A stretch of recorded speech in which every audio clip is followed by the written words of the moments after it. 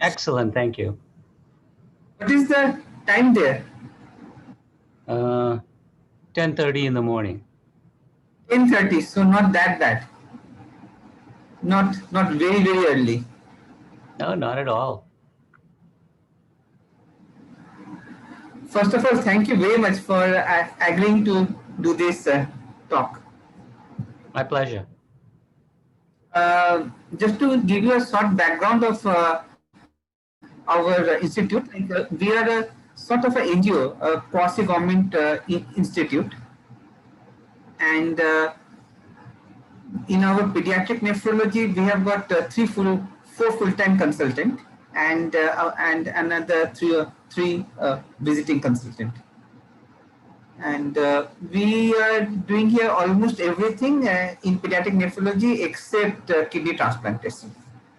So at the moment we are doing the kidney transplantation in private setup at the moment, but maybe sometime in the future. We cater to the very poor and lower middle class income. So it's a big challenge. We have with us Dr. Amitabh Pahari now. Paharida? So he is one of our senior nephrologists. He is. Hello, Dr. Devrajan. Wonderful to actually have this opportunity to listen to you, welcoming you for this session that we're looking forward to. Good evening, sir, and thank you for the warm welcome. He is one of our most senior pediatric nephrologists, like trained from Great Ormond Street Hospital, long time back. And then we have Shubhankar. He is the most young here. He had been to your center before, right, Shubhankar?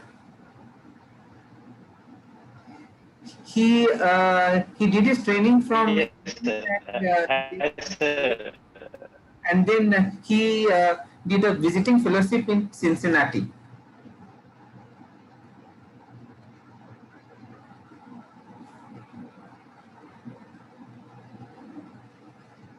I think some problem with the. Hi, Anil. Anil. Hi, Rajiv. Hi, Dr. Prasad. How are you? I'm all right. You everything all right there? Hello, sir. Okay. We have been joined by Anil. You know Anil, obviously. From no? No. No, we've known each other for 15 years now. Long. At least. Actually, he had come a long time back to our institute when had that initial interest in AKI and biomarkers, and he was quite helpful in guiding us. So in many ways, Anil is my role model because his beard looks better than mine ever did before.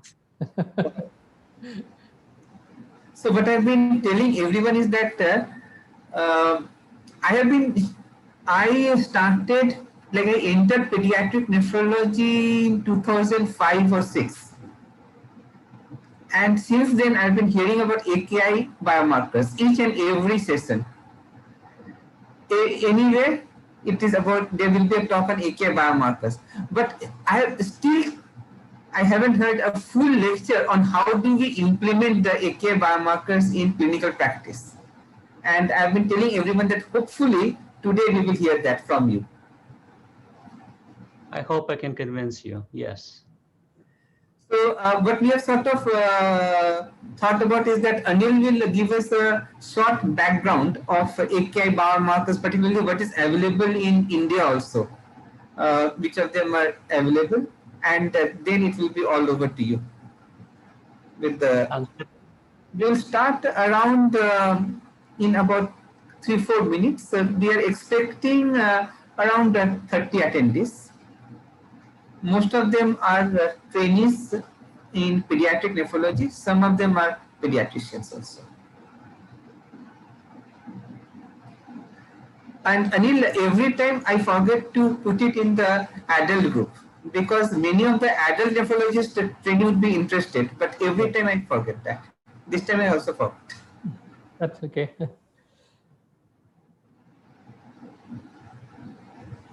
So another of our faculty has joined, Dr. Jayati Sengupta. She is also attached with ICH.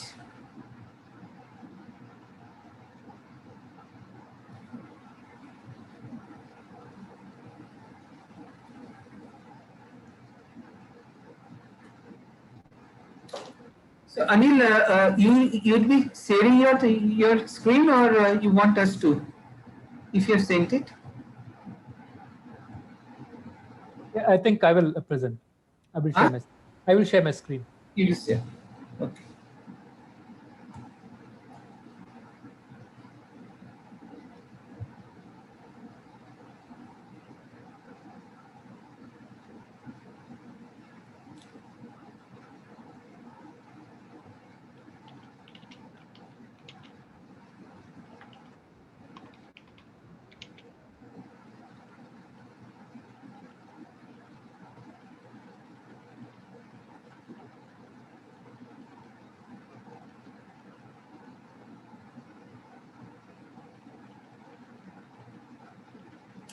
So in the chat we have Dr. Ajmeri, who is mentioning about you.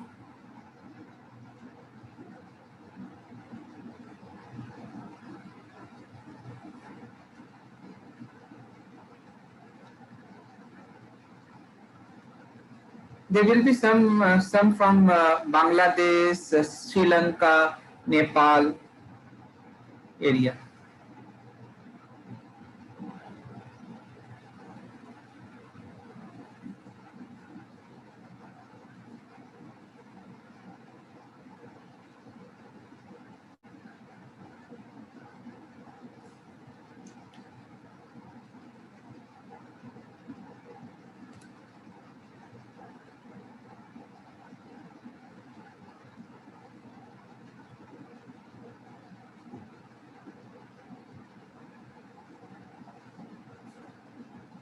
So Anil, I think you can start sharing, and then in a couple of minutes we'll start.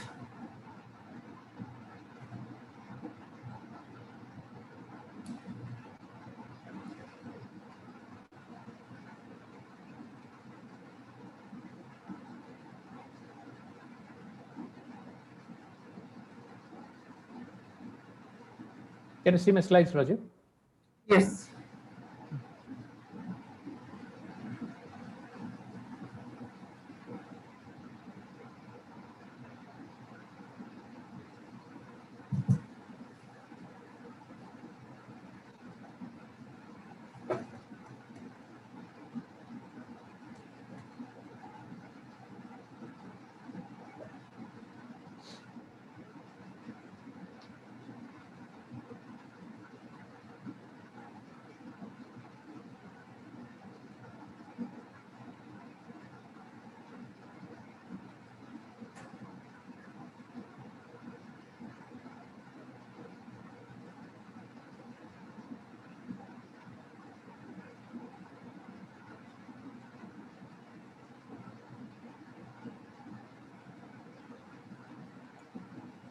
Rajiv, I think we should start. It's actually, 25 attendees, 26 attendees are already there.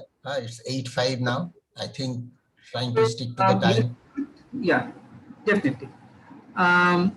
Welcome everyone. It is a great pleasure to have two real stalwart with us. We have got Professor Anil Vasudevan, who is a professor and head Department of Pediatric Nephrology, St. John's Medical College Hospital, and he is also the ISPN, Indian Society of Pediatric Nephrology Secretary.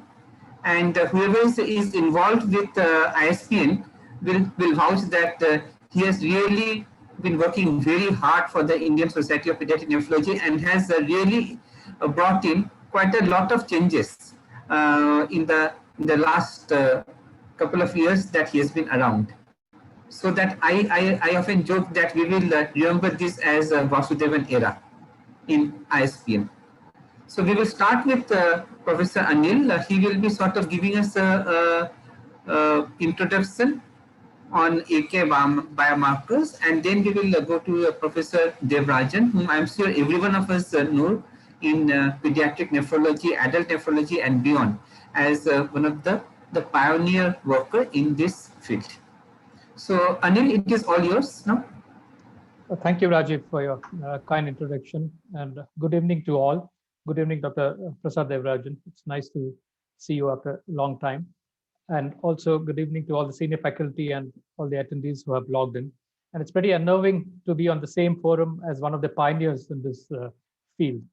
And what my job is probably, and what Rajiv expects me to do is just, it's like a big concert where the initial few minutes or the initial part is done just to warm up the attendees.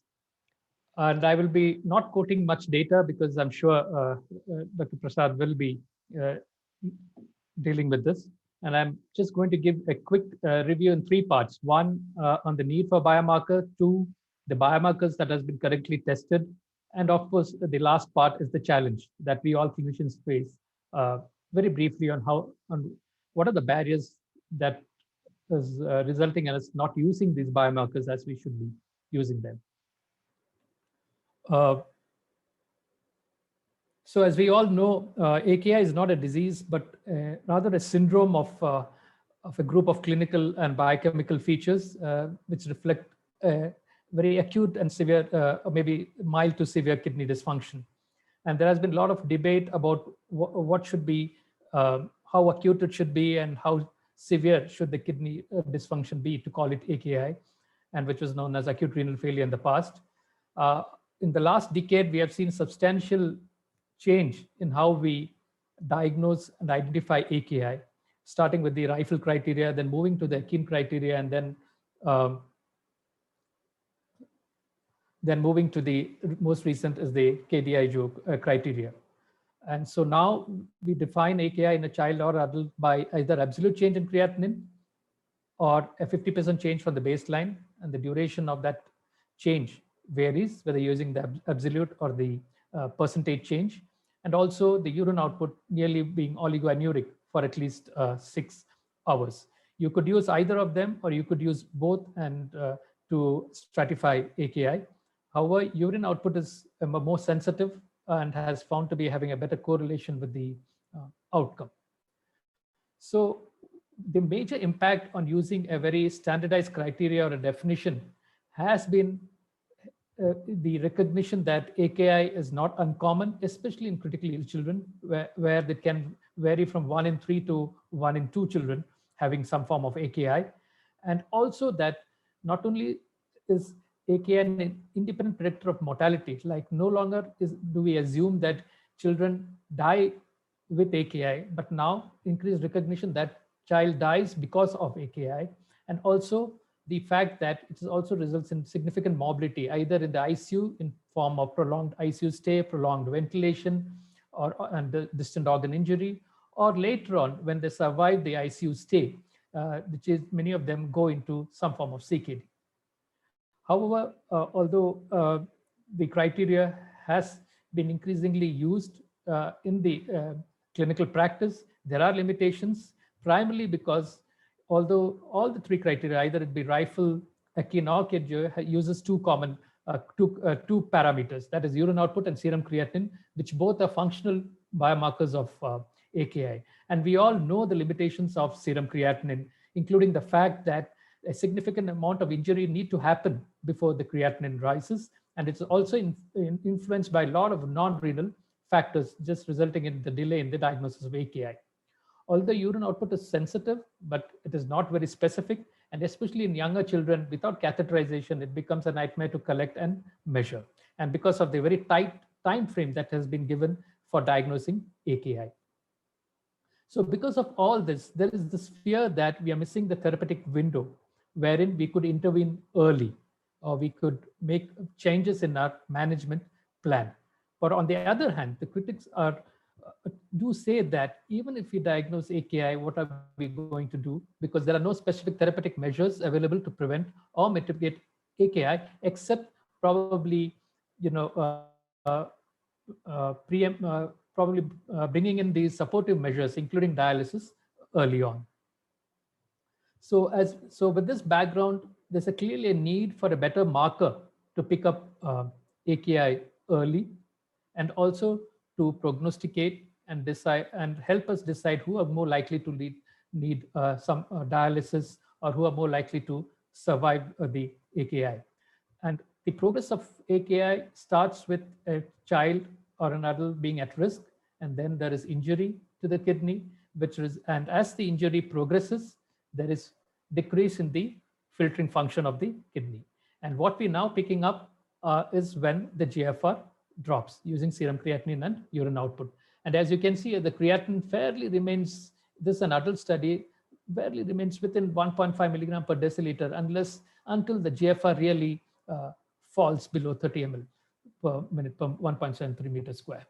So we need markers that could help us identify those at risk. These are called pre-injury phase biomarkers, so that we can identify better those who are at risk and also implement preventive strategies. We also need biomarkers that could help us identify the injury much before the function starts getting affected. So these are called damage biomarkers, so that so we can intervene early and also create more therapeutic pathways, or in a research mode, identify various therapeutics that could be used in the early stage of AKI. And then finally, we need markers because, for example, a creatinine of 5 in a child who has come with AG and AKI is very different from a child with a creatinine of 2 and who has sepsis and MONS. So we need a better marker that could track the course and severity and anticipate the worsening of AKI, and also the need for dialysis.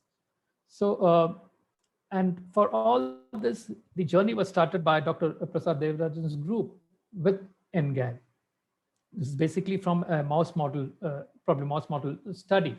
And after that, there has been probably literally a tsunami of markers that has been tried in various settings in various research studies to identify a possible marker that could help in the early detection of AKI. And broadly, these can be classified, these biomarkers can be classified into 3 groups. One group are those which are filtered, but are not being reabsorbed from the mainly from the proximal tubule because of tubular injury, like cystatin C or a beta-2 microglobulin, and also the creatinine.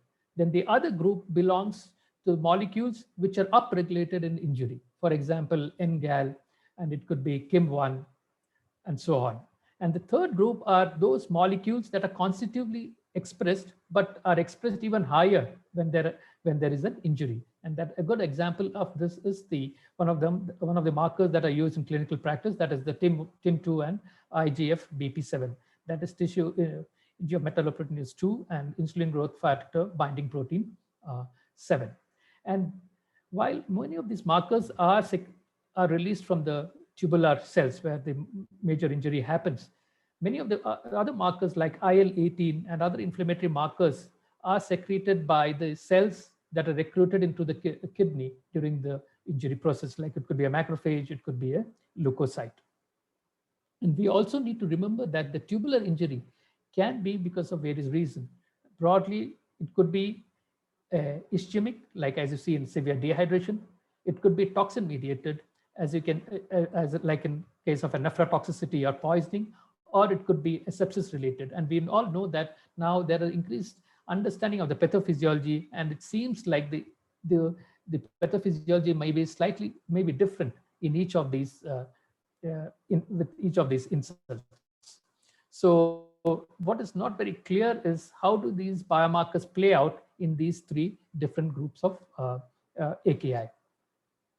And this is a summative table of recent studies, which I picked up from a review published last year. And as you can see, in GAL, there are many studies, most of them in the urine, and in various cohorts, they have been studied, and it has been consistently found to discriminate and identify AKI early. And the other marker that is used in clinical practice is the TIM2 IGF-B7. And the difference from the other markers is that this marker was identified through studies through various human cohort studies and then identified, which is also found to be a marker that can predict the severity of AKI. And this is usually known as a stress marker. That is much before the cell gets injured, right at in the early stage itself, these markers are increased. And then there are other markers that has been used in various settings like KIM1, IL-18, and uromodulin. So as I gave you the paradigm of the progression of AKI, it is not surprising that that the kinetic of these biomarkers that I have shown may vary. So we could have a biomarker for predicting and prevention. We could have a biomarker for diagnosis, etiology, and management, and also a biomarker that can predict progression and the need for renal replacement therapy. And this somehow works like this, where you have biomarker that are identified at risk, and then some of them rise early during the detection and they go down, and then as the damage progresses, there is another set of biomarkers that come up to play. So what this cartoon shows us is that probably it may be not just possible for one biomarker to be the only marker that could not only identify at risk, but detect early and also could result in monitoring. And only two biomarker now probably fits the criteria. One is NGAL and the other one is TIM2 IgB7. So, and there are others that has been markers that has been identified. For example, uromodulin as a risk stratification for kidney injury. Then for differentiation of pre-renal and structural renal damage, there are many other biomarkers like kibulin, nephrin, and calbindin. Monitoring for kidney injury and progression, there are some biomarkers that has been identified like CHC7 and TGF-beta1. And now to facilitate its use in clinical practice, we have now analyzers that are available for measuring these biomarkers, chiefly for the NGAL and TIM2 IgB7. And the first platform was the Architect platform, as many of you all know.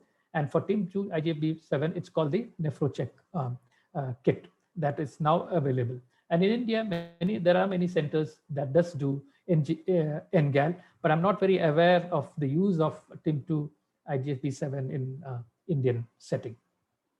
So what we hope with the use of biomarker is to change the way we practice. That is where we use clinical risk factors and serum creatinine and estimated GFR and urine analysis to identify those patients and initiate treatment, but has found to be resulting in suboptimal outcome. And we would like to change that into a practice where we combine the information from the biomarker along with the clinical risk factors and other laboratory parameters to risk stratify the individual and then initiate treatment, hoping that such an approach will help in preventing AKI and reducing its burden, and also reducing the need for dialysis, and also preventing the morbidity such as ICU stay and duration of ventilation.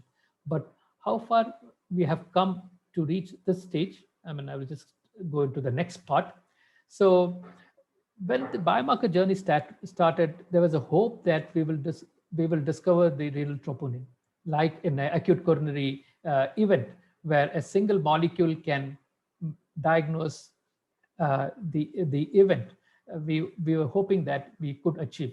But there are a number of differences between a heart and the kidney, including the fact that there are many etiology for AKI, many structures in the kidney that could be involved in AKI. And we are also not sure of how long does the damage process or the damage phase last before the function gets affected. So we do not know at what stage of that phase are we measuring the biomarker. And also there are limitations of the biomarkers itself. And also adding to this is the complicated process of validating a marker. So as you know, they have to go through multiple phases that starts from discovery. Then you do an validation in a prospective cohort. Then you have to prove that adding this biomarker adds value in whatever outcome that you're measuring, and that it can be used in the bedside, the feasibility, and also that adding this marker will not increase the cost of diagnosis by a significant amount. So this whole process is very complex, and although there are a lot of biomarkers in these stages, there are very few in the last two stages of clinical utility and cost effectiveness.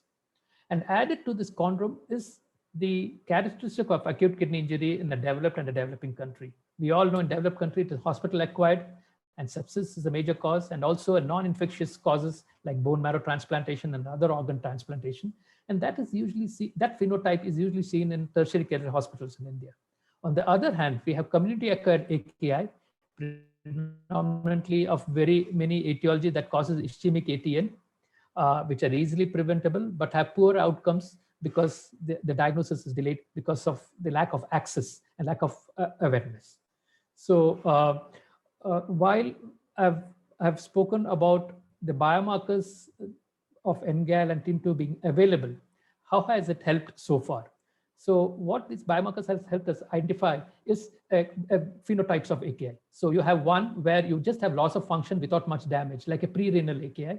On the other hand, you have damage without loss of function, where the biomarker is positive, but the creatinine could be normal. And then finally, where both there is damage, progressing damage with the progressive loss of function, and that is what we call as intrinsic AKI. But there are limitations. For example, if there may be an hyperfiltration response in response to damage, which may be missed, or it could, and we know that serum creatinine kinetics differs in different individuals and with different etiology, like in an edematous child versus a non-edematous child. And also these biomarkers do not give us any clue to the underlying etiology or the mechanistic basis of acute kidney injury, which will help us identify therapeutic targets. Another proposal to use these biomarkers has been proposed by the ADQI group, wherein you use the biomarker positivity within each stages of AKI. So biomarker positive or negative. But what does this mean in terms of a clinical management is not very clear. So it's very clear that although we have two good biomarkers available to us, their integration into practice in general has been slow. And it's basically primarily related to the lack of sensitivity and specificity, which I was highlighting, related to the etiological heterogeneity. We also do not know whom to test. Should we test all patients whom we think were likely to have AKI, all patients in ICU, or should be restricted to ventilated patients or those with inotropes? When do we test? Is it at admission? Is it day 2? Or is it when they have AKI in the community? And what biomarkers do we choose? I mean, should we do both NGAL and TMPG IGF-B7, or is there a time when we do each of these biomarkers? So these questions need to be answered, and added to that is obviously the cost and accessibility to this test, which is now currently limited to only few hospitals.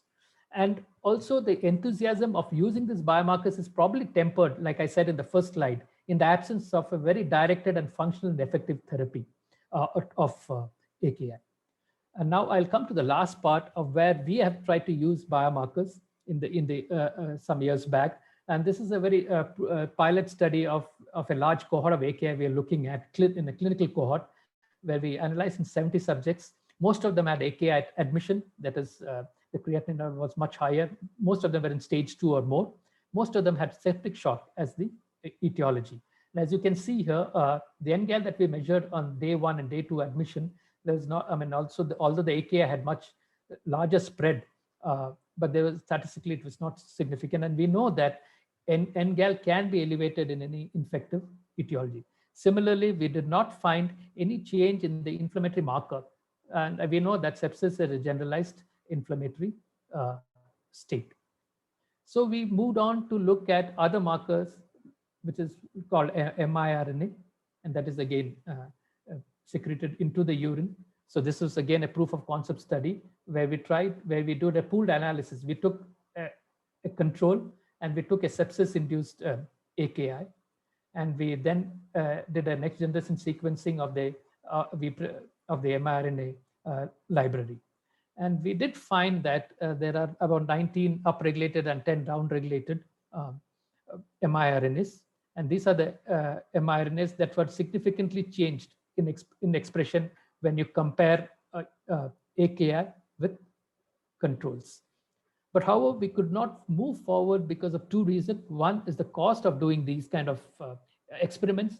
Two was that the difficulty in extracting enough quantity of miRNA from a small sample of urine, because in clinical practice, in research, while we may use multiple urine samples at different points, but in clinical practice, it may not be always feasible. And similarly, my colleagues tried to look at biomarkers in newborns with AKI. So here what we did was we did a bunch of biomarkers using a Luminex system. And what they found in a very small cohort is that beta-2 microglobulin was much higher in AKI as compared to no AKI, while NGAL and cystatin C was not statistically different between the two groups. Here again, we faced a lot of problems standardizing the Luminex assay for multiple biomarkers. So what we learned from our own experience was that probably we need to have a more careful approach in choosing, in identifying what looking at. Are we looking at diagnosing AKI early, or are we looking at marker that could predict who's going to have more severe AKI, or who's going to need dialysis, or who's going to do not so well? And then we need to also understand how will this biomarker help us in our clinical management. And with this information, we need to do a good literature search and look at the meta-analysis and look at some mechanistic basis and then narrow down the biomarkers. And added to that, we also need to be aware of the technical expertise and infrastructure that we require to do this test in a research mode. And the other thing that we felt was that our phenotyping of AKI was not very complete. So there were a lot of data that we needed to understand the kind of AKI that we were seeing in our ICUs so that we can minimize the noise. And lastly, all these biomarker studies that I quoted were not completed primarily because of the cost and the lack of funding. So while we talk of biomarkers, we should not forget the good old urine microscopy as a biomarker, because as this study from CJASN showed that just counting the cellular elements in the urine can help in predicting patients who are likely to require dialysis or can have a mortality or can have a higher stage of AKI. And until we start using these biomarkers, it reminds me of Sir Hutchison's word that the ghost of dead patient that haunts you, do not ask why we did not employ the latest fad of clinical investigation, but no longer is biomarker the latest fad, but a necessity. But they ask us why you did not test my urine. So with this, I would like to thank the organizing team for the opportunity. And the biomarkers, what has done is definitely brought AKI back into focus, its importance, but using biomarkers in a routine clinical practice is still a road ahead. Thank you. Thank you very much, Anil, for that whistle-stop tour through the AKI biomarkers, as well as sharing your experience on it. I think we'll have all the questions at the end, and I would urge all the attendees to put their question into the message box. So, Dr. Prasad, do you want to share the slide, or do you want us?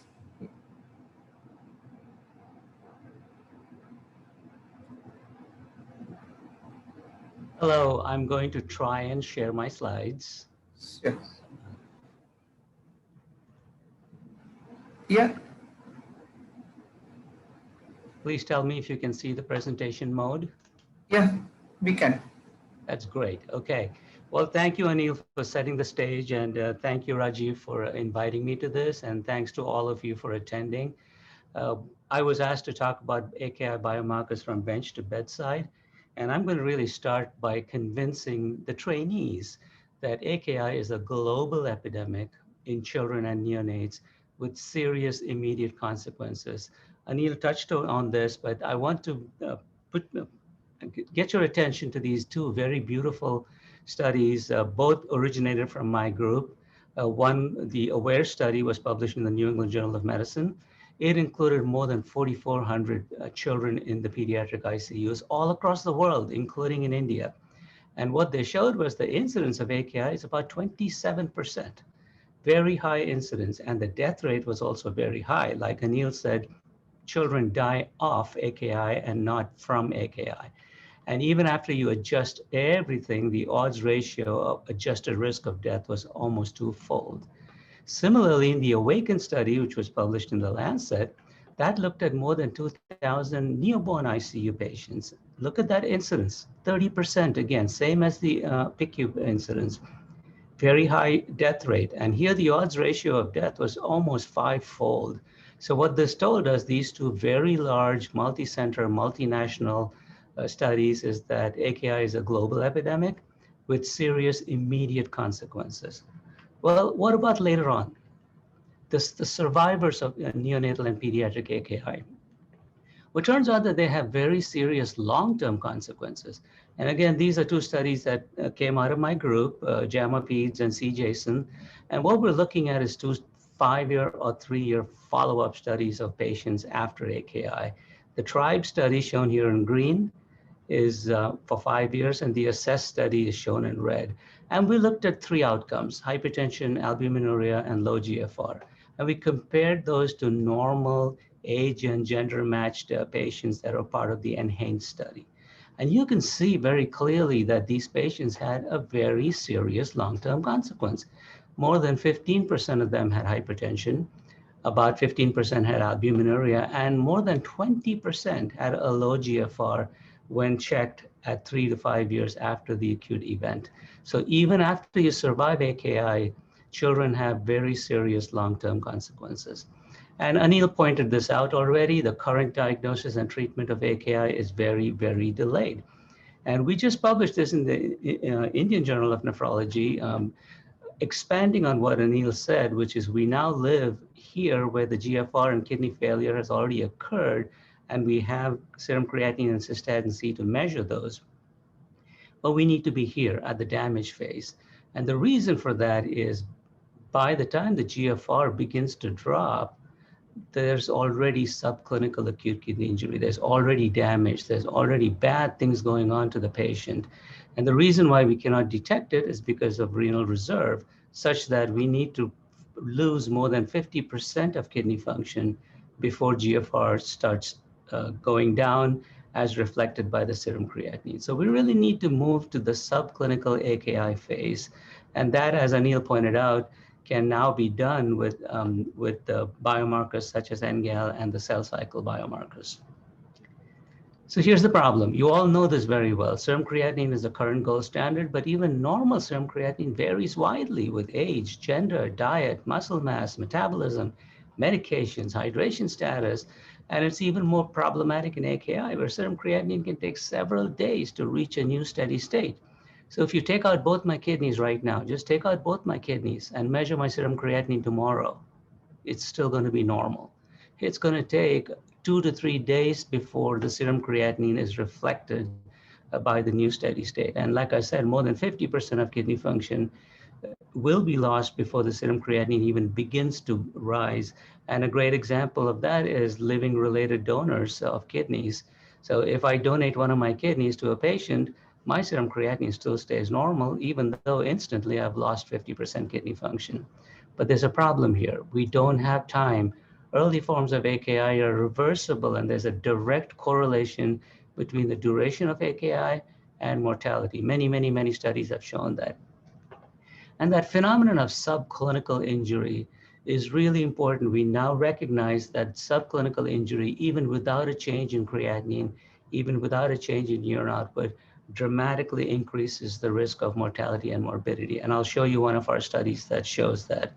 And clearly, early diagnosis will enable timely therapy of effective treatment. There are about 30 different treatments that work very well in animal models because we give the treatment before the serum creatinine goes up. Let's look at 2 commonly affected organs, the heart and the kidney. And as you all know, and as Anil pointed out, in myocardial damage over the past few decades, we've had increasingly sensitive and specific biomarkers. These are early damage biomarkers. They identify damage to the myocardium. And that has resulted in multiple therapies and a 50% decrease in mortality. And during these same years, we nephrologists have made the following progress. We made no progress. So this is a delayed functional marker. All we can provide therefore is supportive care, and we're still stuck with that high mortality I showed you. So we need those early damage markers for better treatment of AKI. And that was discovered initially in my lab and subsequently in many other labs quite serendipitously, because what we did is we just used unbiased gene analysis, genomics, next-gen sequencing, and asked the question, can we look for changes in kidney gene expression following acute tubular damage? And what we found over and over and over again was that the most upregulated gene and the product of that gene in acute tubular damage in various forms of damage, in ischemia, in nephrotoxin, and sepsis, was this gene and this protein called NGAL. It's completely serendipitous because that stands for neutrophil gelatinase associated lipocalin. What's a neutrophil protein doing in the kidney? Well, it turns out that after that, more than 150 publications came out showing the exact same thing. And we reviewed that about 5 years ago. We also used unbiased protein analysis, proteomics, for detection of novel biomarker proteins directly. And once again, what we and many others found was NGAL and those cell cycle biomarkers, stress biomarkers, IGF-BP7 and TIM2 were by far the most upregulated in human as well as animal models when we looked at the protein analysis directly. And very soon there were more than 30 publications in the urine and blood from various other groups, and they showed the same thing. So we were convinced that this serendipitous discovery of NGAL by both gene analysis and protein analysis is something that we should pursue. And this is what we did. As I told you, neutrophil gelatinase associated lipocalin, first discovered as a small neutrophil secondary granule protein. But turns out that there are small amounts of this protein also produced in normal epithelial cells of the lung, of the colon, and the kidney tubules. And in those organs, it has a very important bacteriostatic function. So the normal job of NGAL is to chelate iron. And by removing iron from the environment, it prevents bacteria from multiplying. So that's the teleological role of NGAL. But what's it doing in acute kidney injury? Before we wanted to understand that better. So here's an animal model that we created. It's mouse ischemia, where we clamp both kidneys, the arteries going to both kidneys for 30 minutes, and then see what happens. In that mouse model, the creatinine goes up 1 day later, 24 hours delay after that damage is done. But if we take a small piece of that kidney out and stain it for NGAL as early as 1 hour, clearly at 3 hours as shown here, those tubules really light up like a Christmas tree. And then if you take a high power and look at it, that is a pattern of staining that is very reminiscent of a secreted protein. And if you look carefully in the lumen, you can see red dots in the lumen. That told us or suggested to us that NGAL is secreted into the tubule lumen and therefore may be present in the urine. And so we proposed it as a urinary biomarker. Well, nobody believed us, including Jason. They said, prove it. So we had to prove it using some other kind of staining. And here we're double staining with NGAL and PCNA. And what we showed that was in the surviving proliferating cells that were positive for PCNA. NGAL was also present in the tubule and also in the tubule lumen, as you can see here. That was still not enough. People were still not convinced. So to convince everybody of the biological plausibility, we created this reporter mouse. And I don't expect to go through all this. We published this in Nature Medicine. The bottom line is we took a diffusion reporter and put it in front of the NGAL gene. And so what that ends up doing is that every time the NGAL gene is upregulated or expressed, these two biomarkers, these two reporters are also expressed. So we can follow the pattern of NGAL gene expression by looking at these non-specific, non-invasive reporters. So this is what we found. I know this is a busy slide, but I'm going to go through it slowly because it's exceptionally important, because when we use this NGAL reporter mouse, we showed the time course as well as organ specificity. So here's that mouse, and we create unilateral kidney ischemia reperfusion. Just the left kidney is injured, the right kidney is not injured. And we're sitting and watching what happens in this mouse. And you can see within 3 hours, we see the glow. This is a live mouse.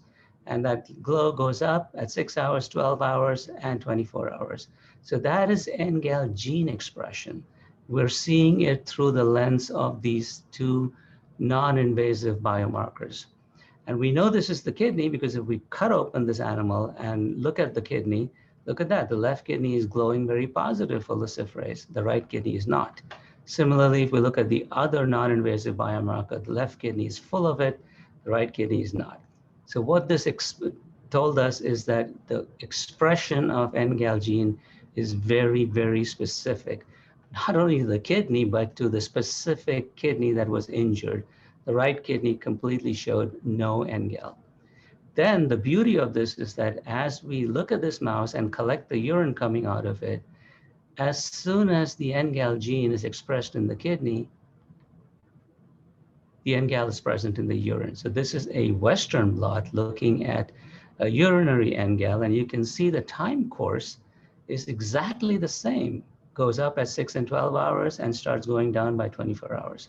So very specific to the organ, and the time course of the appearance of the protein in the urine was identical to what is going on in the organ.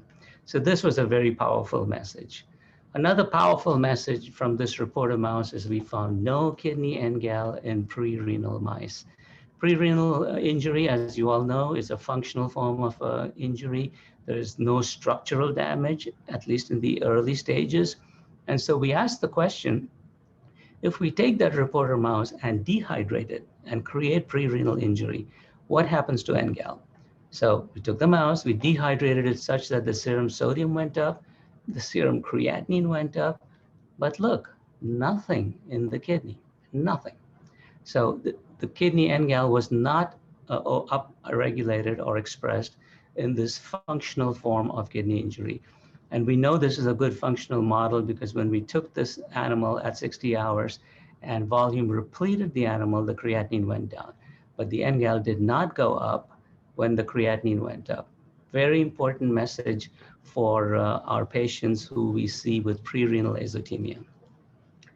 Okay, this slide represents more than 5 years of work, because then what we had to do is take that Western blot of the urine, create our own ELISAs in our lab, create our own clinical platforms, and then industry, partner with industry to take those ELISAs and put them onto standardized clinical platforms, be it Abbott, be it Roche, be it, these are machines that are sitting in every hospital laboratory. So we now have the ability to take this assay and put it onto any clinical platform that is present in your hospital laboratory.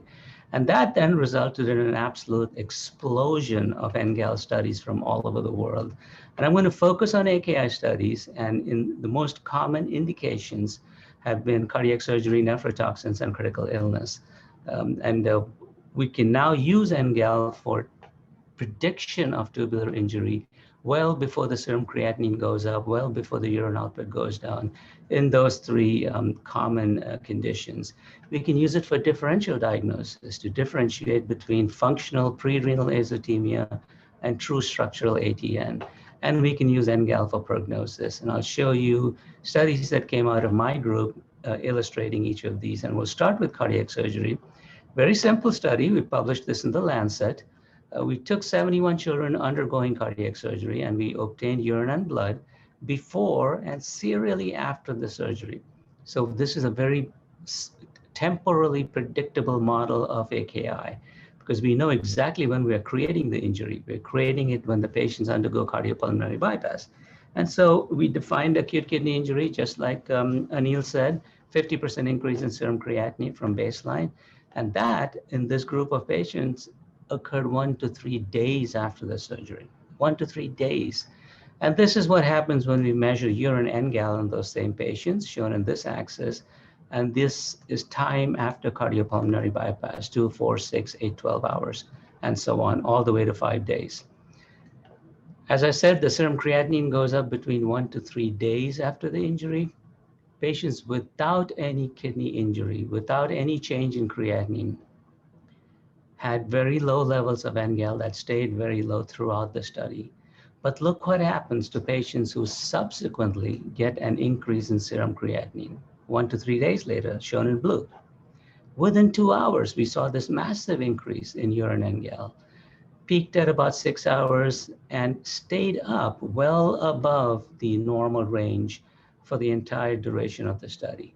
So what this told us is that, so look at this, 2 hours, this patient is undergoing cardiopulmonary bypass, is still in the operating room. The chest is still open. The surgeons are still trying to fix the heart. And the first drop of urine that comes out of these infants and children, blazing positive for NGAL. But in order to translate this into a diagnostic accuracy measure, we had to do what's called as an ROC curve, or receiver operating characteristic curve, which is simply sensitivity plotted against 1 minus specificity. And here's the curve we got. So this is urine NGAL at 2 hours after initiation of cardiopulmonary bypass. The area under the curve was 0.99 for prediction of AKI. Let me translate this. What this means is that within 2 hours of starting cardiopulmonary bypass, you can get a drop of urine, measure this biomarker, and you will be 99% accurate who is going to get an increase in serum creatinine 3 days later. So imagine how much that can help you in terms of risk stratification, preparing for AKI, and preparing the patient and family for outcomes. Nobody believed it. Nobody believed it. But everybody repeated those studies. And already when we did our first meta-analysis back in 2014, there were already 30 studies from other groups and thousands of patients, and the area under the curve remained very high. So finally, people started believing it around 2014, 2015, because it was validated externally by multiple investigators in multiple studies. And the area under the curve remained very high, showing that this biomarker stood the test of time. Let's look at nephrotoxins. And one common nephrotoxin that we all use is contrast.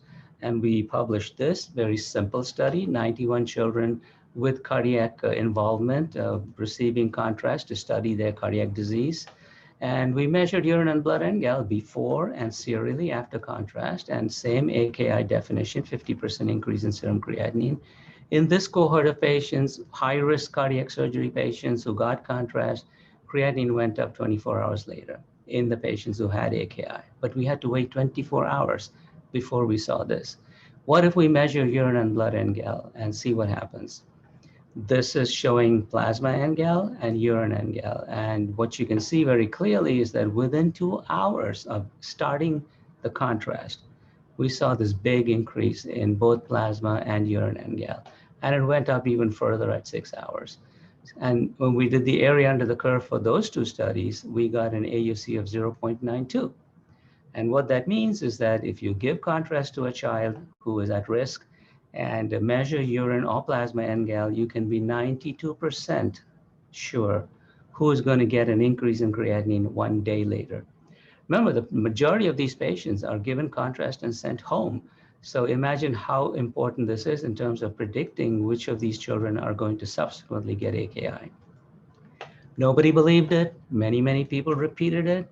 And in fact, in many other studies, 15 other studies, many patients, the area under the curve in other people's hands was even better than ours, 0.94 within 2 hours of giving contrast. So again, it stood the test of time, and it has been reported in at least 2 meta-analyses.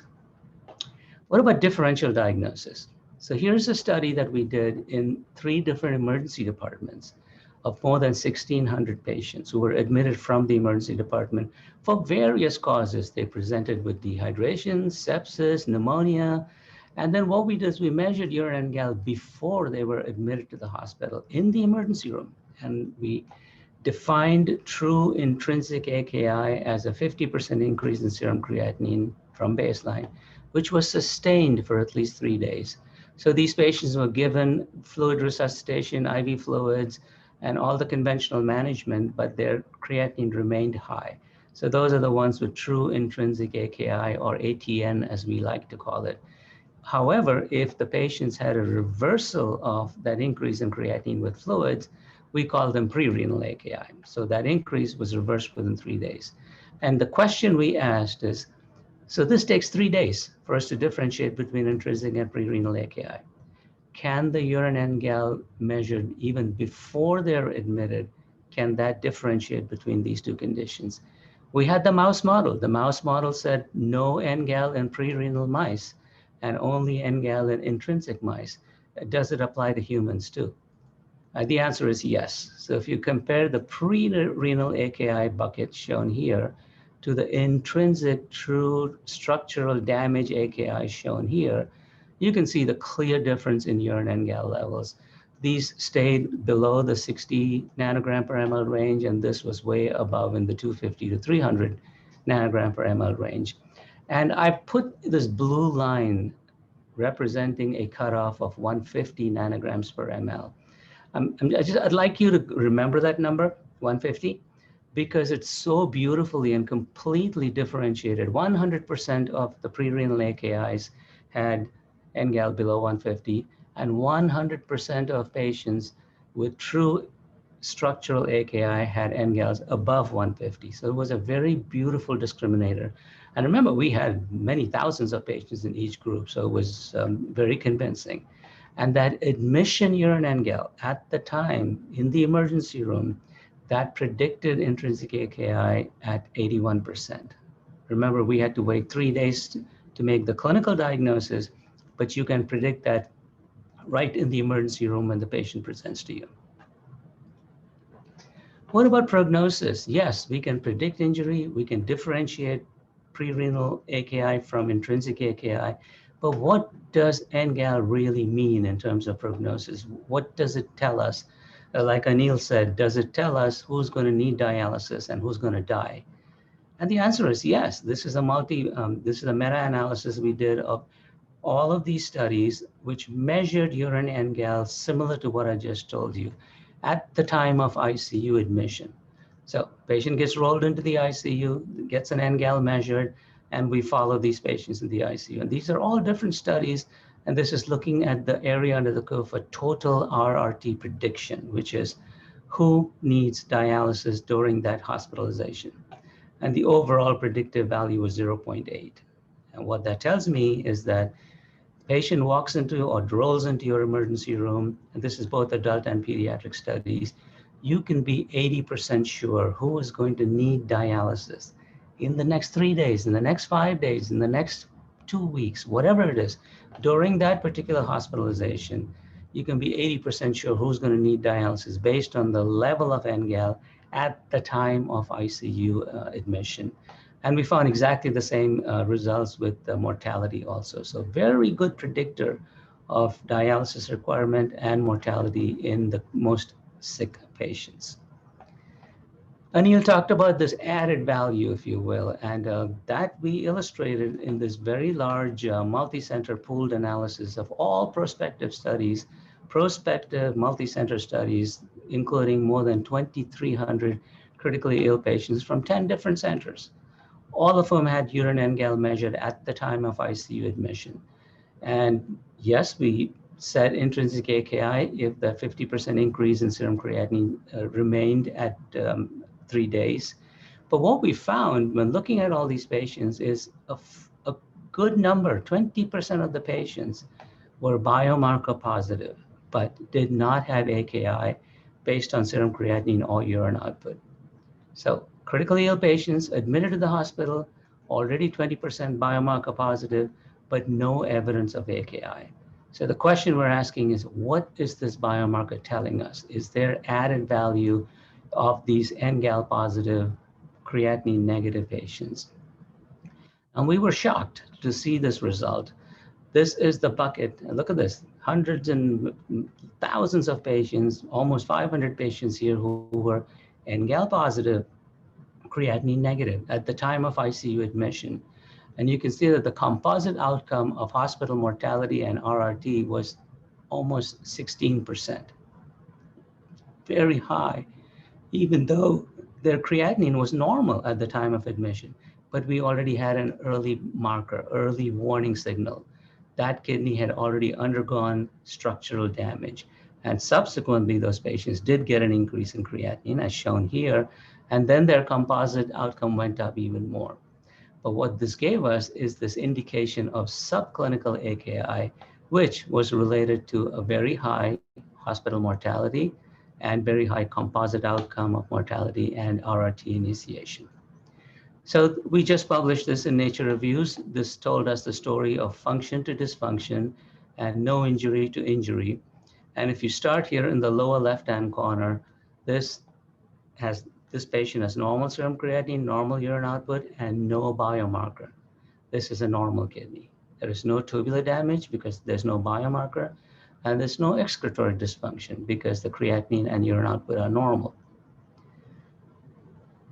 What we were surprised to find, like I said, is that 20% of those patients had an increase in urine biomarker with normal urine output and normal serum creatinine.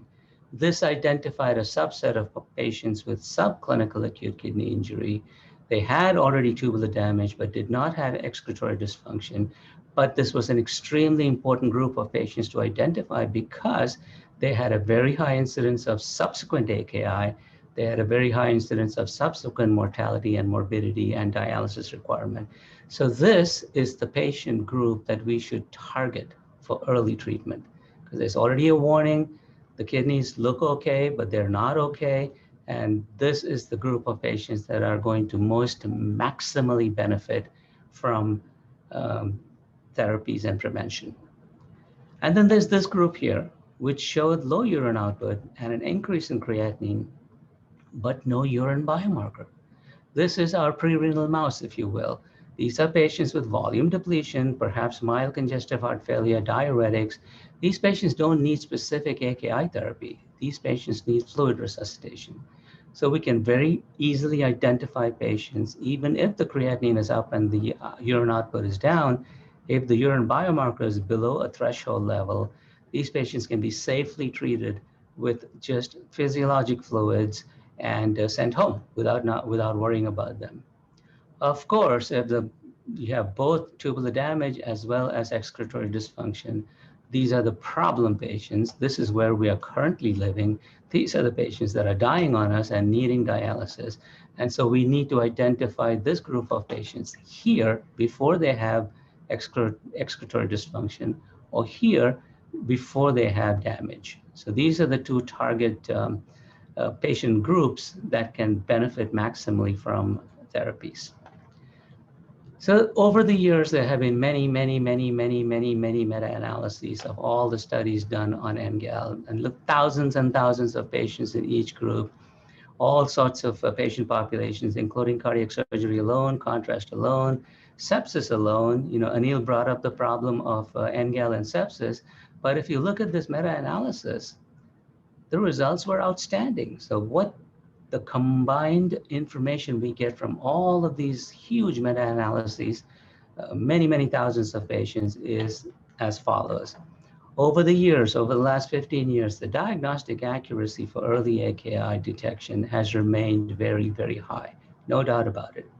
But these studies have also educated us about cutoffs and about which clinical situations we can use NGAL. The cutoff of 50 is effectively ruling out AKI. So if a patient has a suspicion of AKI, and even if they have an increase in creatinine and a low urine output, if the NGAL is normal, it's almost 100% rule out of AKI. So the negative predictive value from all these hundreds of thousands of patients is almost 100%. Also, we have learned that a cutoff of more than 150 nanograms per ml strongly predicts acute kidney injury, irrespective of what the creatinine is. Even if the creatinine is normal and the urine output is normal, if the patient presents to you with a clinical suspicion of AKI and that NGAL level is high, more than 150, they are going to get an increase in serum creatinine in the next few days. So very strong predictor. And I'm going to spend a lot of time on this slide, which tells you about the settings of tubular injury biomarker utility, which is in which settings are these biomarkers most useful. First of all, like both Rajiv and Anil pointed out, please use biomarkers only when you clinically suspect AKI, or if you need to rule out AKI.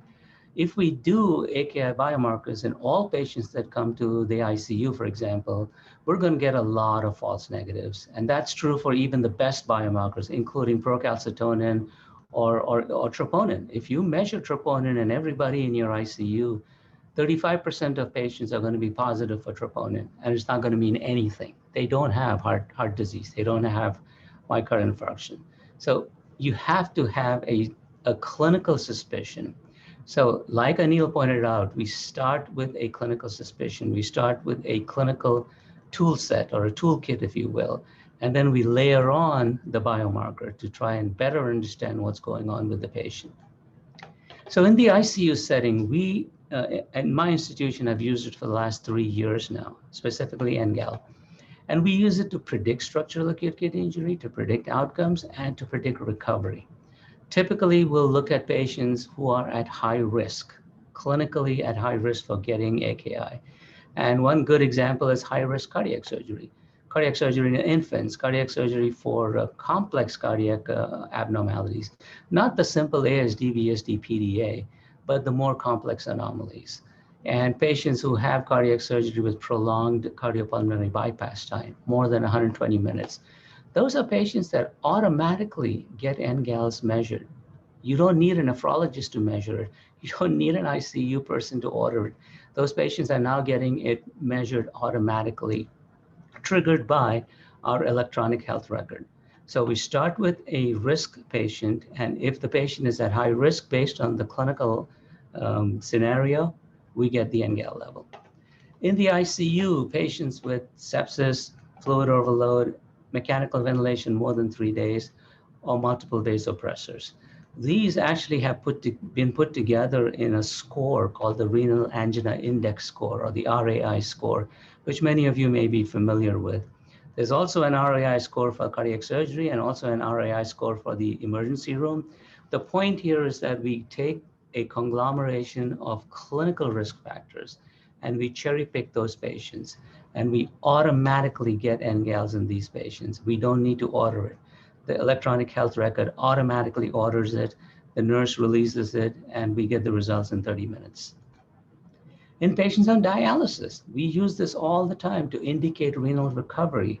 You all know that when a patient has AKI who's on dialysis, nobody knows when to stop dialysis. We wait for the urine output to go up, we wait for the serum creatinine to go down, but in patients in whom we get serial NGAL measurements, we and others have noticed and published that the NGAL level goes down before the creatinine goes down and the urine output goes up.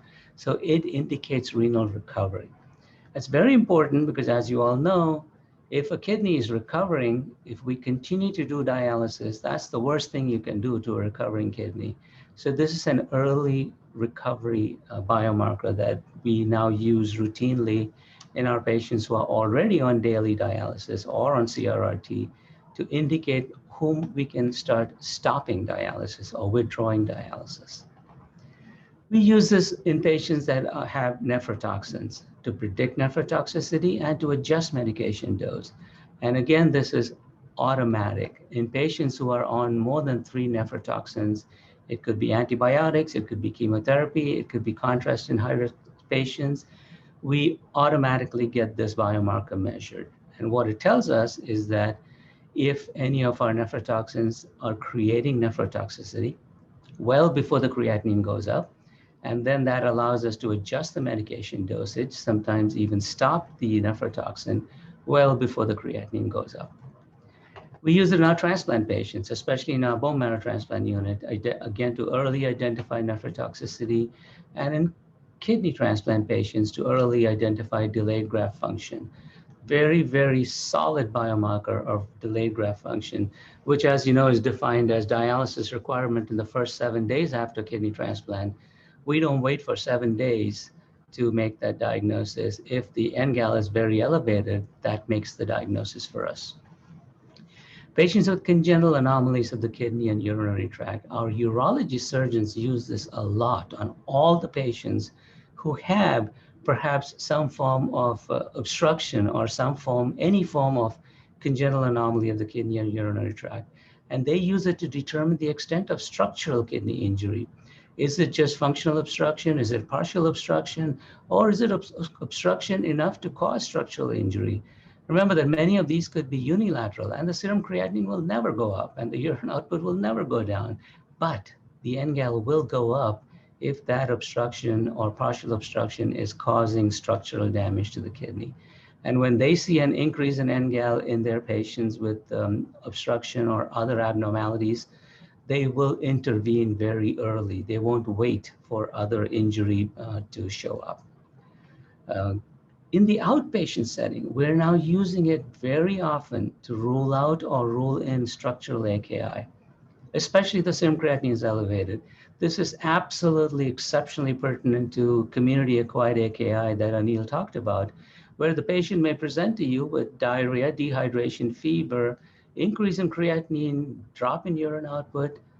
Well, if the urine biomarker is normal, that patient has functional AKI. You can give them IV fluids in the ICU and send them home and see them tomorrow. But if those patients already have an elevation in the structural AKI biomarker, that is a patient you want to admit and monitor very carefully because they have true structural AKI and not functional AKI. And the differentiation between these two is almost 100% accurate when you use NGAL. So that's what I talked about, to differentiate between reversible pre-renal azotemia and structural AKI. And then depending on the degree of structural AKI, we can risk stratify the patient. If the biomarker is mildly elevated, yeah, they can go to the regular ward. If it's severely elevated, that is already an indication that this patient is very sick, and we may want to admit them in an ICU setting. And then this is a new indication that now has about 15 publications out there, early diagnosis of true UTI. We all see patients in the outpatient setting who present with fever and maybe foul-smelling urine, frequency, urgency, dysuria, and we do a dipstick test of the urine, and it's maybe nitrite positive, leukocyte esterase positive, and typically what we'll do if the patient is doing well is just do a urine culture and wait for the results of the urine culture to decide if we want to treat or not. But if at the same time when they present to you, if you can get a urine NGAL level, it is exceptionally predictive of the severity of infection. So patients who will have true pyelonephritis will have the highest level of urine NGAL at the time they present to you.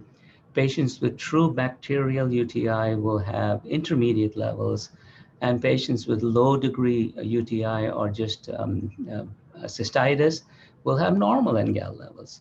So if a patient presents with a clinical suspicion of a UTI, urine dipstick suggesting a UTI, and an NGAL that's elevated, we don't wait for 2 days for the urine culture to come back. We start treating them right away.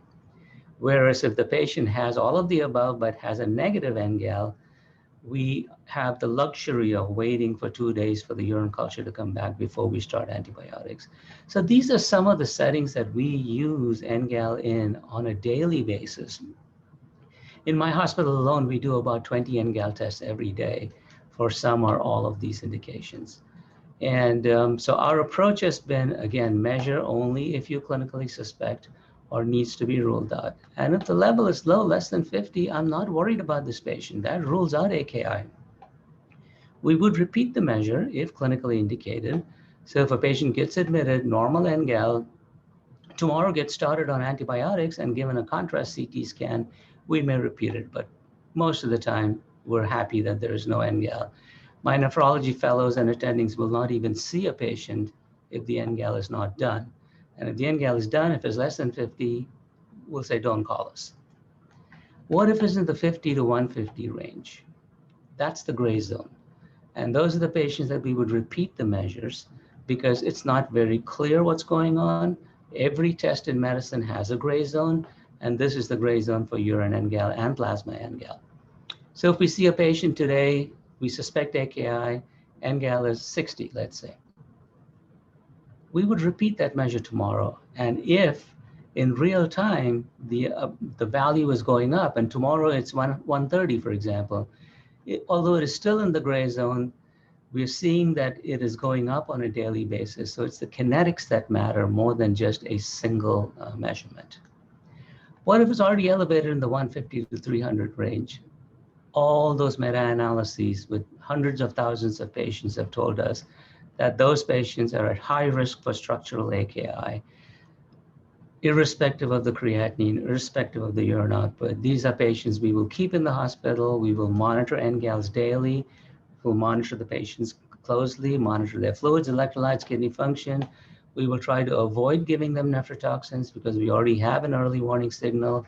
We will carefully maintain their blood pressure, avoid hypotension. We will consider other tests like the furosemide stress test to prove that they indeed have true ATN. And now we need to start considering all those preventive measures. Like I told you, there are 30 different treatments that work in animal models if given early enough. So even if the creatinine is normal, if the NGAL is elevated, we need to start looking for those preventive measures. What if it's really high, above 300? And I'll tell you, patients with sepsis have NGALs in the 1,000 to 5,000 range if they have AKI. So it's very clear when it's very elevated. And those patients are at very high risk for severe structural AKI. Those are the patients that are going to need dialysis in the next 3 to 5 to 7 days. Those are the patients that are at high risk for mortality, irrespective of what the creatinine is, irrespective of what the urine output is. These are our sickest AKI patients. We'll measure daily NGAL, we'll keep them in an ICU setting. We will not only avoid, but totally stop all nephrotoxins, and we will consider early dialysis in these patients. This is a close collaboration with our ICU colleagues who now understand that we don't need to wait for the creatinine to be 10 or the potassium to be 7 or the fluid overload of 20%. If the NGAL is very elevated and if there's a clinical reason to suspect AKI, we start early dialysis. We don't wait for the traditional indications for dialysis. And these patients we will enroll in clinical therapeutic trials. And that's actively what's going on here right now. We go from biomarker to intervention to outcome, pick patients at risk in the ICU, in the cardiac ICU, pediatric ICU, emergency room, and we measure the NGAL. We don't care about BUN, creatinine, or potassium, or even urine output. If that NGAL is normal, those patients get routine supportive care. And the hypothesis that NGAL will remain normal and they will never develop AKI. And that is indeed the case. We've seen this over and over again. But what if the NGAL is already elevated at the time of ICU admission or hospital admission? Irrespective of the creatinine or urine output, we will randomize them to either a placebo or a treatment of your choice. You have about 20 different choices, and we're trying quite a few of them. And the hypothesis is that if you treat them with a placebo, they're going to continue to have higher levels of NGAL, and they're ultimately going to get into trouble with increased creatinine, increased BUN, and more AKI. Whereas if your treatment is successful, then we're going to reverse that increase in NGAL, and we're going to have a low NGAL. So we're going to use the biomarker not only to trigger therapy, but to look at efficacy of therapy. We're not going to necessarily follow BUN, creatinine, urine output, but we're going to measure NGAL levels and follow that. And we will predict that the ones that were able to lower the biomarker will have less AKI. And this indeed is true for a number of trials that we're doing currently. This is my last slide. I'm going to put this up in terms of the big question that both Rajiv and Anil wanted answered, which is what are the clinical settings in which we should measure tubular biomarkers. And I'll stop here. Thank you for your attention. I'm happy to answer any questions. Thank you, Dr. Devarajan. This is the second or third time I've heard your talk on this, and every time I have been inspired. Thank you very much for this great talk. So we will now have a few questions. And first I will just go through the questions that have been posted on the Q&As, and then we'll throw this open to our internal faculties. So there is a question from Dr. Ajmeri about like when comparing with NGAL, whether we can use a renal angina index because keeping the cost consideration in mind. Yes, great point. So the renal angina index is a clinical suspicion, and it is very good at ruling out AKI. So if the renal angina index, which is simply a collection of these clinical risk factors, and we have an index for ICU, for the cardiac patients, and for the emergency room. It is just a collection of the usual clinical risk factors that all good doctors look for. So a biomarker is not going to make a bad doctor good, but it's going to make a good doctor better.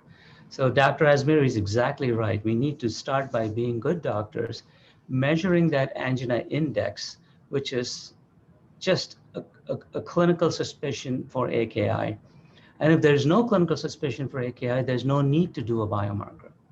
But if there is a clinical suspicion for structural true AKI, or if you're worried about prerenal AKI and want to rule it out, those are the patients that will benefit most from getting a biomarker measured. So we do a combination of the two. It's a stepwise approach. We start with the clinical index and then layer on a biomarker as needed. Does that answer your question, Dr. Asmiri?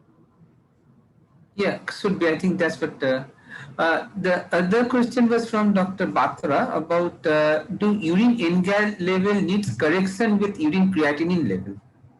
Yeah, very good question. In the initial research studies we did exactly do that. We corrected for urine creatinine to rule out any effects of overhydration or dehydration or diuretics.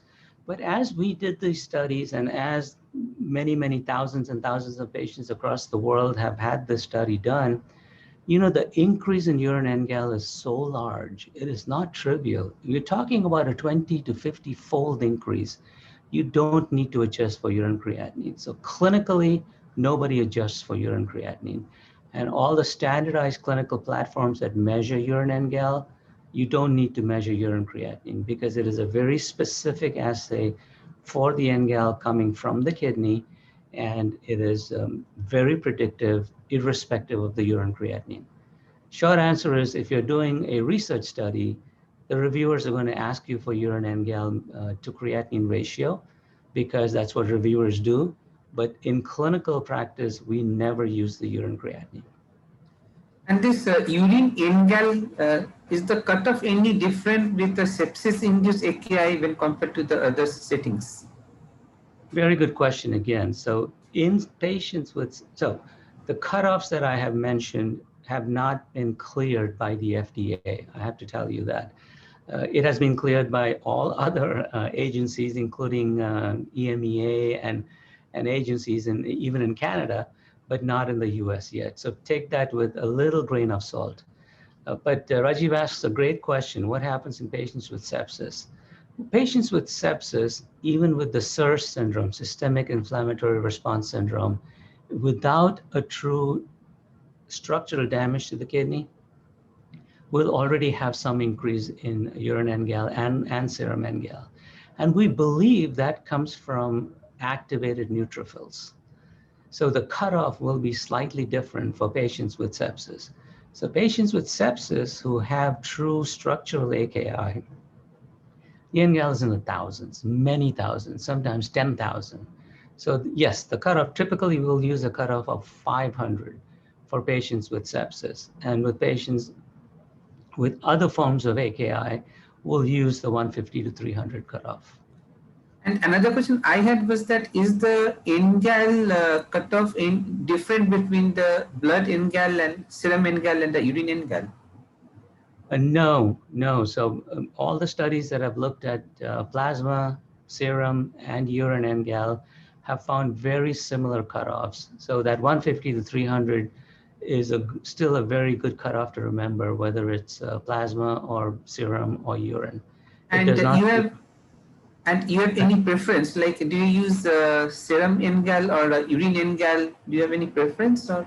Yeah, great question again. So it turns out across the world that nephrologists prefer urine NGAL and intensivists prefer plasma NGAL. The reason for that is we as nephrologists love urine, and we know the urine is a direct window to the kidney.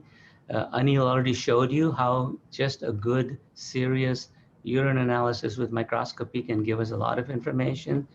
So we as nephrologists prefer urine, partly because of the following reason. The urine NGAL is very, very specific for tubular damage.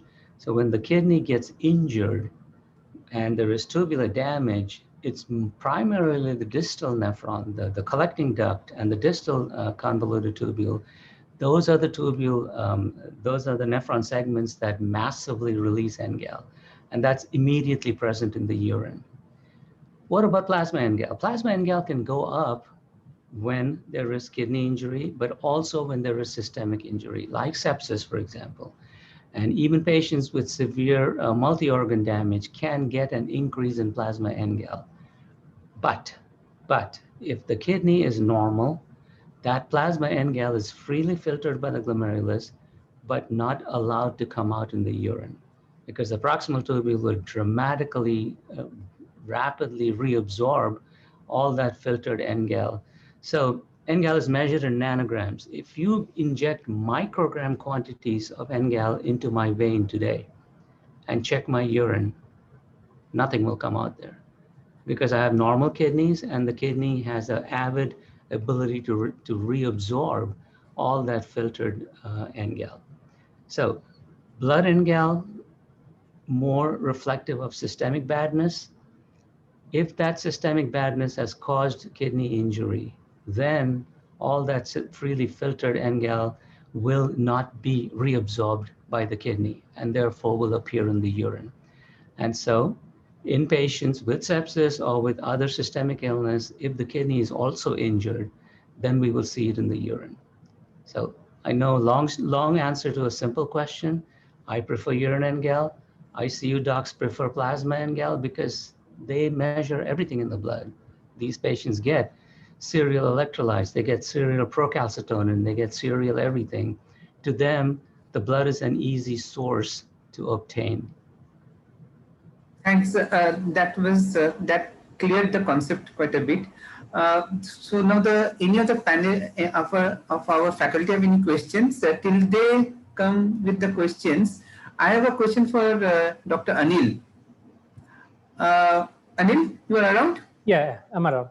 Yeah, just one silly question. So we have been hearing a lot about NGAL, and there are evidence coming up that it is quite useful also. So why aren't we using it as commonly as Dr. Devarajan says? Like, what is it? Is not? Is it very costly? Is it not available? Like, what is keeping us back? There could be multiple reasons, and I could start with the awareness of biomarker being available, and also the awareness about how to interpret that probably may impact. Second is the patient characteristic. As I said, in our ICU cohort, three-fourths of our patients admitted already had AKI stage 2 or more. So doing NGAL in them may not be meaningful because as Dr. Prasad has already shown, the most utility is when to pick it up as early, what I call as an early detection of AKI. So the utility reduces as the AKI progresses into a functional component where creatinine has already started showing an upward trend. And third is the feasibility and the access to the test. Now that there are a lot of commercial available kit, but what is not very clear is like who are the patients whom we should screen for. And Dr. Prasad had wonderfully brought it out that you could even screen it in community AKI as well as in an ICU cohort. But how frequently do you monitor? Suppose the NGAL at admission comes normal. Do we repeat after 24 hours? Do we repeat after 48 hours? Or do we have to now again have some criteria of identifying whether the risk of AKI continues or not? So there are a lot of elements that go into this thinking of when and in whom do you measure. So probably that also is. And lastly is the practical usage. Like the first thing we do when an AKI is diagnosed or creatinine is high, we do a GFR correction of antibiotics. Now, if the NGAL is high and we need to use an Vanco or an amikacin, what do we do next? We will still wait for the creatinine to be high because there's no other way to measure. So that's a practical limitation we would face when we try to use NGAL. Dr. Devarajan, do you want to answer any of those points? Like particularly the last point is I have also thought about, like suppose I know the NGAL is high, but I still want to use the antibiotic. So how do I? One way is like obviously I'll try to choose an antibiotic which is not nephrotoxic. But in India, most of the time the cultures are coming that sensitive to either vancomycin, teicoplanin, and if you're lucky, then it is sensitive to either vancomycin or teicoplanin. Otherwise, you get all sort of multi-drug resistance. So, any answer to that? No, these are all very great questions. These are all questions that we struggled with, exact same questions. How to use it? What does it mean? Uh, what I would tell you is that once you start using it, you will learn. I'm still learning every day. We're doing 20 tests every day, and we're learning every day how to tweak all those settings where it has become most useful. Antibiotics, yes, if we can substitute, if you give an antibiotic that's nephrotoxic and we see the NGAL level going up, we have the option of either decreasing the dose of antibiotic, which is what we would do if the creatinine goes up, or we can substitute with a non-nephrotoxic antibiotic, or we can wait. But at least we are warned. We have a warning and we'll say, okay, I'm not going to wait more than 12 hours or 24 hours before I check a creatinine to make sure that this patient doesn't go into true structural AKI. Because if the creatinine goes up, you all know that you're going to adjust the dose of your vancomycin and other antibiotics. So it's an early warning signal. And on a daily basis, we learn how better and better to use this biomarker. The big advantage of this biomarker is that it can be put on any standardized clinical platform. Any hospital lab can do this. It, it, there's no restriction at all. The same machine that measures the BUN, the creatinine, the potassium, also measures this biomarker. And it's a dramatically lower cost compared to, say, for example, the cell cycle biomarkers, because the big disadvantage with the IGF-BP7 TIMP1 is two things. One is you need the machine. You need their proprietary machine to measure that biomarker, and that alone costs $50,000. And then second is each kit is about $500, whereas NGAL is $10. So there's a dramatic difference. So in terms of cost, this is similar to a renal panel, if you will. And I know that the companies that produce this biomarker are very friendly towards developing countries and will provide significant discounts. Susmita ji, Dr. Susmita Banerjee, Dr. Amitabh Paradi, any comment on just that same question, that why are we not using it? Because just before I actually come to that, I think I must actually thanks Anil and Dr. Prasad for a fascinating evening and the academic deliberations, and also giving us a lot of orientations towards the urinary biomarkers that you discussed. I'm actually really a learner of this new thing, particularly the bottom two lines of settings that you discussed, Dr. Prasad, that whether it's going to be predictable to detect a true UTI by doing a urine NGAL, because that's going to possibly change the spectrum of diagnosing UTIs in practice, where we are looking into the inflammatory markers, the high white cell count, and also in an acute DMSS scan looking into acute pyelonephritis. And if you start orienting ourselves to doing urine NGAL, if you can kindly elaborate whether how that can be actually changing our practice. You mentioned that at the bottom end of your settings, but possibly a little bit more explanation for us will be helpful. Yes, so there are about 15 publications from all over the world that looked at that very question, which is what is the utility of urine NGAL in the setting of a UTI? And what has been shown is as follows. The patients that have true pyelonephritis are the ones with the highest level of NGALs. The patients that have subsequently shown to have a scar, a DMSA scar, tend to have the highest levels of NGAL. And number three, the patients with true bacterial UTIs of significant quantity, more than 50,000 colony forming units, or some people say more than 100,000 colony forming units per ml, Those are the ones that you can immediately detect by using this non-invasive biomarker as a surrogate biomarker. So we've seen patients, and many others have reported patients who present with clinical suspicion of a UTI, and they get urine cultures done and NGAL done.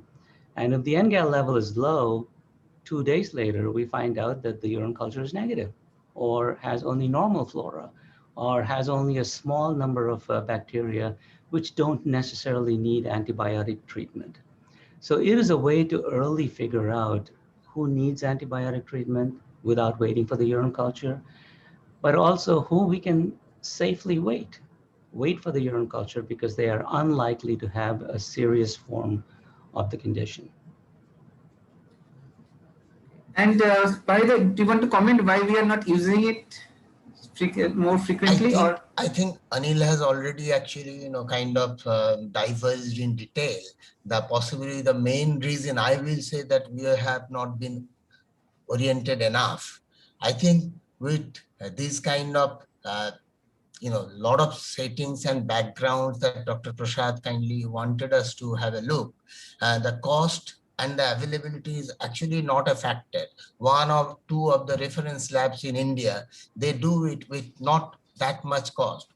As long as we try to actually orient ourselves that there is a need to do the urinary biomarkers early and possibly do some local studies the way Anil actually done it, and thereafter we can possibly incorporate into our guidelines, and only then it can be actually possibly coming into use in a more general way. I think most important is actually putting the science into practice. Very nicely put in by Dr. Prasad as serendipity to result, but it's actually a great thing that we should try to incorporate in our day-to-day practice. So Smita, any comment from you? Great talk, Prasad, Adil, really fascinating. The practicality is, I think the cost. If this cost the same as creatinine, we would have started doing it by now, because we have been hearing about this molecule for, I think, the last several years, at least 10 years, Prasad? Yes. The last time I inquired in my hospital, NGAL cost 1,000 rupees, which is probably more than double a serum creatinine. But you say that the kit costs only $10. So why is this discrepancy in what is actually, what the patient actually pays? Do you know, Anil or Prasad, do you know? Yeah, I can propose an answer to that. So what the lab will charge you will be a combination of the kit, the equipment, the facility fee, the interpretation fee, all of that put together. But all of that is negotiable. All of that is and should be negotiable with the company representatives that provide you with these kits. And there is no reason why it should cost that much, because it's a very simple assay. Just like I did inquire in ICH. That's the best place to start, isn't it? He was saying that she can do it around the 300 rupees. Okay, so that's the best place, and we can, use that facility for all our patients then. If you can if I can just interrupt once, sometime back, say around 10 years back or so, in the hospital that I work in, MRI Dhakuria, we had started doing NGAL that was costing 700 rupees per patient, and I had started on doing it for the newborns, who had parenteral asphyxia, trying to do a NGAL for them to see if they will go into AKI. The problem I faced was first that many of these babies would not pass urine within 24 hours, and so it was very difficult sometimes to catheterize them and get the urine. So that was the main difficulty. And secondly the lab could only do the plasma. The machine, apparently the same machine cannot do the plasma and the urine NGAL. I think there are different machines for is it so? Because they told me that I wanted to do a plasma NGAL, so because we couldn't get the urine, so they said no, that we will be able to do the plasma NGAL in the same machine. So that was what put us back, but it was not very expensive. 700 rupees, I think, is affordable. If we can actually do, simple thing like CRP with a cost of 700 rupees in Apollo Kolkata, they charge 700 rupees for urine NGAL as well. So that's why I was saying it's more kind of our orientation of actually, trying to do it and doing it in a study perspective. Yeah, and how to use it. So I think two of the main factors must be our it's always difficult to adapt anything new, and we have been keeping you for a long time. I've got two questions, one from me and the other from was posted just now by Dr. Batra. It was about this was about its utility of NGAL in SRNS, steroid resistant. Any comment on that? Yeah, so today you told me to talk about AKI, and so I focused my talk on AKI. But NGAL is a very good damage biomarker in multiple situations. One example is nephrotic syndrome. So when we compare steroid sensitive versus steroid resistant nephrotic syndrome patients, steroid resistant patients have a collection of markers that are dramatically upregulated, and NGAL is one of them. So there's a panel for steroid resistant nephrotic syndrome, and that includes NGAL. And those findings have actually now been reproduced in India by people in India and published by several people in India. So yes, NGAL is not specific for AKI. It can also be elevated in other forms of kidney damage. Another great example is lupus nephritis. Patients with true lupus nephritis, class 4, class 3, class 4, have much higher levels of NGAL in the urine compared to class 1 or class 2, or patients with lupus without renal involvement. So it's not specific to AKI at all. Another example is diabetic nephropathy. Patients with diabetic nephropathy who are going to progress fast have very high levels of NGAL, whereas patients with diabetic nephropathy who are not going to progress have borderline elevations of NGAL. So, and that's a reflection of the acuity of the damage that's going on in the kidney, the inflammation going on in the kidney. It's a direct marker of what is going on in the kidney in real time. Anil, how much do you do NGAL more frequently, and how much it costs in St. John's? So we don't do NGAL as whatever I have described as a commercial research mode. And like I said, it's one thing is the convincing the ICU, because that's where the max use is. So that needs also a lot of convincing, and then going back, talking to the biochemistry to bring the cost down, because ultimately it will be a volume game that they're going to put it at. Like, how many samples are you going to give us in a month, which will determine the final price. And Dr. One last question. So correct me if I'm wrong, but this team thing has been approved by FDA as a AKI biomarker. But you are saying that NGAL hasn't. Any reason? Because NGAL. Yeah.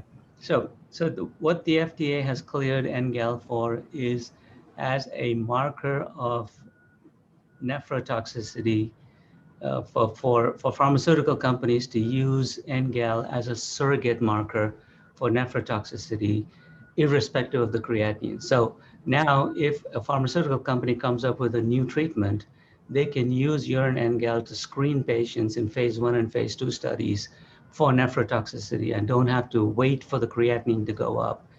So that's a very powerful indication. In terms of clearing it for AKI, it's just a matter of time. The studies have been submitted to the FDA.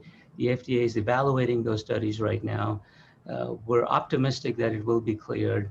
The studies for the cell cycle biomarker were done earlier and were submitted earlier. But if you look at the FDA's clearance of cell cycle biomarkers, it's very, very, very specific. It is only for patients, only for adults, number one, only for adults, number one. Number two, only for patients after 12 hours of admission to the ICU. And if you look at their data, 50% of their patients who never had AKI had an elevation in cell cycle biomarkers. So the specificity is only 50%. It's very poor, but it was the only thing available to us at that time. And so within those constraints, only adults, 12 hours after ICU admission, knowing that the specificity is low, you can use it. So that's the scenario. And we're in the NGAL studies, we are showing that the none of those matter. We can have different indications. Remember, the FDA clears a marker based on the indication, right? So we have to come up with the right indication. And now I'll tell you that I keep my nose clean about all this. The companies do this. And so what I know so far is that the studies are going well and they've been submitted to the FDA. Nobody here waits for that. There are more than 100 hospitals in the US that are routinely using NGAL the same way as we're using it here at Cincinnati Children's. And there are thousands of hospitals in China and Japan and Korea and Europe where they use it routinely for all the reasons that I explained. So thank you very much. Is there any, there are some other biomarkers like KIM1 and all the kidney injury biomarkers. So keeping both together, like does the sensitivity increase if you use 2 or 3 biomarkers together, like NGAL and KIM1 and say, because there was one study in a hospital again long back in which they used pre-albumin also along with NGAL, trying to increase the sensitivity of sepsis. They mainly using sepsis at that point of time. Yeah, So again, great question. Yeah, great point. So if you add on biomarkers, these are serial biomarkers. It's like the liver function tests in patients with acute hepatitis, right? One biomarker goes up first, then another one, then another one. So NGAL is by far the most earliest biomarker to go up. Then you add KIM1, which goes up 12 to 24 hours later, and the cell cycle biomarkers also go up 12 hours later. That's why they use the 12-hour cutoff point. So if you want an early warning signal, NGAL is the best. As you add on more biomarkers, you're absolutely right. You do increase the sensitivity and specificity.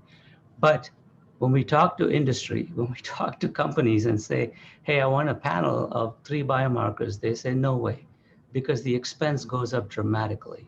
So if you want to keep it simple, if you want to keep it inexpensive, they're saying pick one marker and we will make it for you.